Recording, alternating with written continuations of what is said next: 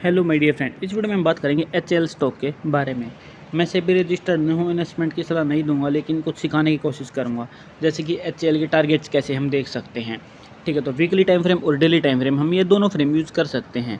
Weekly time frame में हमें गिरावट की जो एक्यूरेसी है वो थोड़ी अच्छे से पता चल जाती है। जैसे कि इसमें जब स्टॉक प्राइस गिर रहा था तो दो संभावनाएं हमारी बन रही थी, या तो मूविंग एवरेज 200 या मूविंग एवरेज 50। अब मूविंग एवरेज 50 को अगर ये ऊपर जाकर यहाँ पर अगर रेजिस्टेंस की तरह यूज़ करता तो मूविंग एवरेज 200 पर प्राइस आने की संभावना 99% बढ़ जाती। लेकिन यहाँ से इसने ब्रेकआउट करके रिट्रेस लिया, यानी कि अब हमें लग रहा है कि स्टॉक प्राइस प्रीवियस हाई को ब्रेकआउट कर देगा और नए टारगेट दे देगा। तो उन टारगेट्स को जानने के लिए आप पिवट इंडिकेटर यूज़ कर सकते हैं। इसको आप वीकली और डेली दोनों टाइम फ्रेम में यूज़ कर सकते हैं, जिससे आपको कुछ चीज़ें समझ में आएगी कि प्राइस कहाँ पर थोड़ा रुक सकता है, कहाँ पर नहीं रुक सकता है। जैसे यहाँ पर देखिए, अभी हाल फिलहाल कैसे प्राइस मूव कर रहा था, तो कहाँ पर रुकता दिखा आपको R1 पे, यहाँ पे R2 पे रुका रिट्रेस, फिर R1 पे आगे जो पिवट बने वहाँ पे, उसके बाद से R1 पे प्राइस रुका। ठीक है, उसके बाद देखिए फिर से यहाँ पे R1 पे ब्रेकआउट करके रिट्रेसमेंट हो रही है। कंसोलिडेशन की रेंज कौन सी हो रही है स्टॉक की, आप यहाँ पर देख सकते हैं कि R1 और R2 के बीच में प्राइस कंसोलिडेट कर रहा है। यानी कि अब अगर ये ब्रेकआउट करेगा, यहाँ से ऊपर जाएगा प्राइस, तो 5082 और 5295 ये हमारे जो दो टारगेट है ये हमें बनते दिख रहे हैं। यहाँ पर ये चीज़ें हमें क्लियर हो रही हैं। अब अगर प्राइस यहाँ से नीचे आता है तो मूविंग एवरेज 50 पे सपोर्ट बनता है, या फिर मूविंग एवरेज 200 पे सपोर्ट बनता है। यही चीज़ें आप वीकली टाइम फ्रेम में भी देख सकते हैं।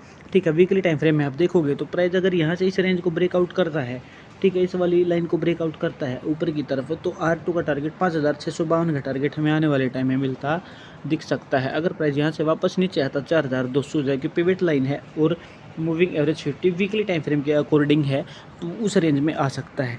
तो अभी यहाँ पर देखिए, बायर और सेलर कोई स्ट्रॉन्ग डिसीजन नहीं ले पा रहे। आप इन कैंडल्स को देखिए, यानी कि अब क्या है, अब यहाँ से प्राइस भागने की फिराक में है।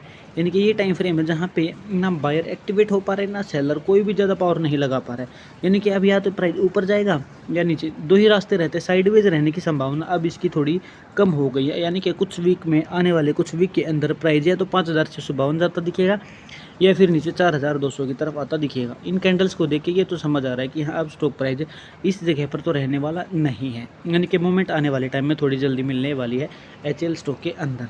मैं फिर से बता रहा हूँ, सेबी रजिस्टर्ड नहीं, इन्वेस्टमेंट की सलाह नहीं दे रहा हूँ, लेकिन इन कैंडल्स को आप जहाँ जहाँ पे भी देखोगे ना, आपको सारी की सारी चीज़ आपको फिर से क्लियर हो जाएगी।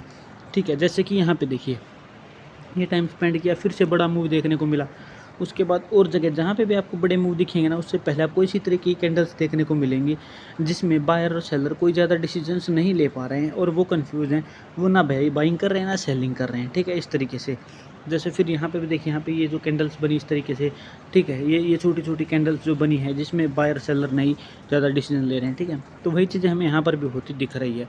तो मुझे उम्मीद है चीज़ आपको एकदम अच्छे से समझ आई है। अगर चीज़ें समझ आई हैं, वीडियो पसंद आई है, तो वीडियो को लाइक ज़रूर करें और चैनल को सब्सक्राइब किए बिना बिल्कुल भी ना जाएं। इन इंडिकेटर्स को आप अपने प्लेटफॉर्म पर यूज़ करके देखिए, अलग अलग स्टॉक्स पर यूज़ करके देखिए। यहाँ पर स्टॉक ओवर वैल्यू है, यहाँ पर एक जगह है जहाँ पर अच्छे सही तरीके के निर्णय लिए जा सकते हैं। तो मुझे उम्मीद है वीडियो आपको ज़रूर पसंद आई है। Thank you very much.